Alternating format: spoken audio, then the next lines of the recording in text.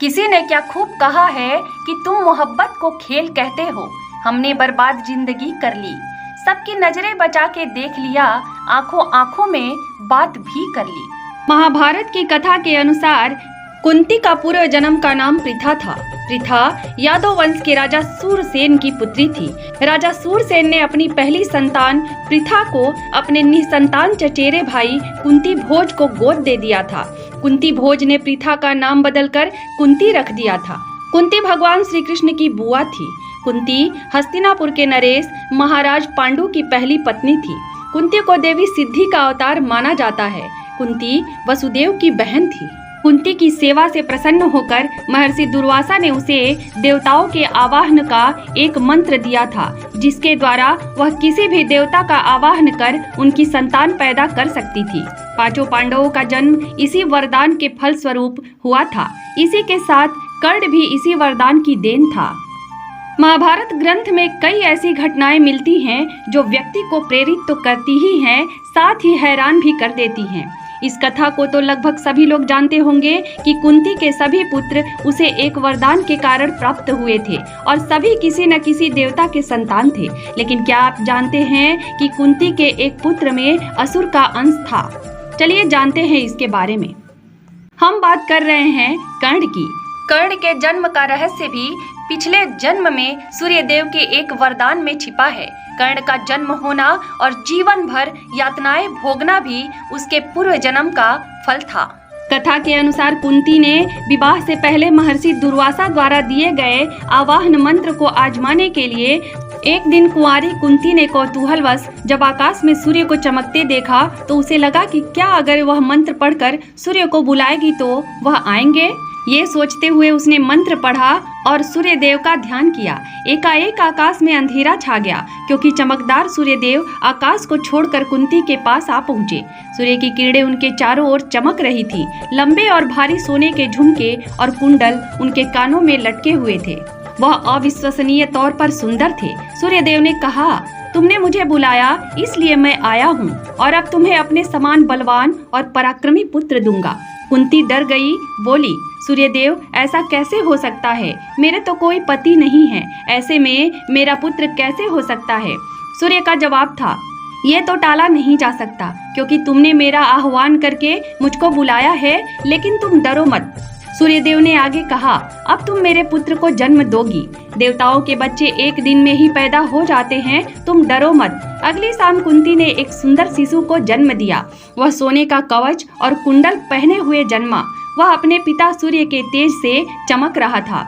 जो कुछ हुआ उसके बारे में कहीं उसके पिता न जान जाएं, इससे भयभीत कुंती ने शिशु को एक पुआल की टोकरी में रखा और टोकरी में रखकर यमुना नदी में बहा दिया, इस प्रार्थना के साथ कि उसका ये पुत्र सुरक्षित रहे। यमुना में बहते हुए कर्ण को अधिरथ और राधा ने पाया और उन्होंने उसका पालन पोषण किया। महाभारत में ये जिक्र है कि कुंती ने नवजात कर्ण को गंगा में बहाया था। दरअसल ये यमुना आगे जाकर गंगा में मिली, वहीं सूर्य किनारे लगकर राधेय को मिला। सतयुग में नर और नारायण ऋषि जो श्री हरि के अंशावतार थे, वे तपस्या कर रहे थे। दंभोदभवा नामक एक राक्षस को वरदान था कि उसका वध वही कर सकता है जिसने 1000 साल तक तप किया हो। राक्षस को सूर्यदेव ने 1000 कवचों और दिव्य कुंडल का वरदान भी दे रखा था। जो भी उसका एक कवच भी तोड़ता, उसकी भी मृत्यु हो जाती।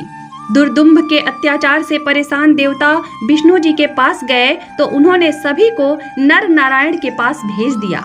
नर नारायण ने देवताओं की बात सुनी और उनकी सहायता का वचन दिया। राक्षस से युद्ध शुरू हुआ। पहले नर ने युद्ध किया, नारायण तपस्या करते रहे। कई दिन तक युद्ध के बाद नर ने राक्षस का कवच तोड़ दिया और नर की भी मृत्यु हो गई। इस पर नारायण उठे और तपस्या के फल से नर को जीवित कर दिया। अब नर ने तपस्या शुरू की और नारायण युद्ध करने लगे।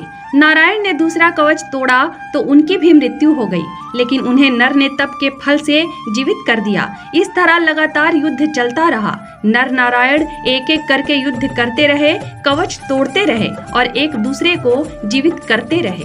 जब एक एक करके राक्षस के 99 कवच टूट गए तो राक्षस भागा और सूर्यदेव के पीछे जा छिपा। सूर्यदेव ने नर नारायण से शरणागत की रक्षा की प्रार्थना की। तब नारायण ने कहा कि ठीक है, इसका फल आपको भी भुगतना होगा।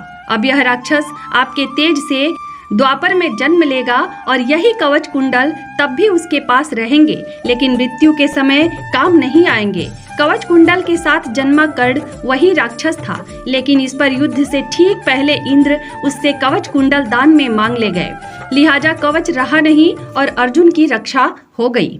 वरदान के अनुसार अगर अर्जुन कर्ण का कवच तोड़ देता तो उसकी भी मृत्यु हो जाती। वैसे सूर्य देव ने भी कर्ण की रक्षा की बहुत कोशिश की थी।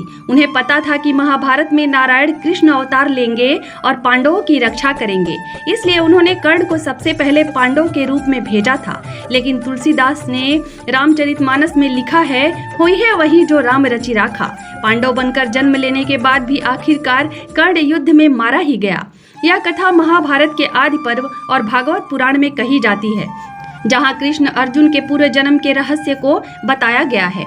कर्ण का अंत भले ही महाभारत में हो जाता है, लेकिन उसकी दानवीरता अमर रही। बल्कि महाभारत में हुए तमाम छल और नेगेटिव किरदारों के खेमे में रहने के बावजूद कर्ण के चरित्र पर दाग नहीं लगे। महारथी कर्ण का हर रोज का नियम था कि वह प्रातः काल गंगा स्नान कर सूर्य देव को अर्घ्य देता था और पूजन की समाप्ति के तुरंत बाद जो भी उससे कुछ मांगता, कर्ण बिना संकोच उसे वह दान दे देता था। कई बार यही नियम उसके खुद के लिए प्रतिकूल भी साबित हुआ, बल्कि ये जानते हुए भी कि नियम उसके प्रतिकूल है, लेकिन खुद जलकर सारे संसार को प्रकाशित करने वाले सूर्य का पुत्र कैसे अपने नियम से डिग जाता। लिहाजा कर्ण ने भी अपना नियम नहीं भंग किया।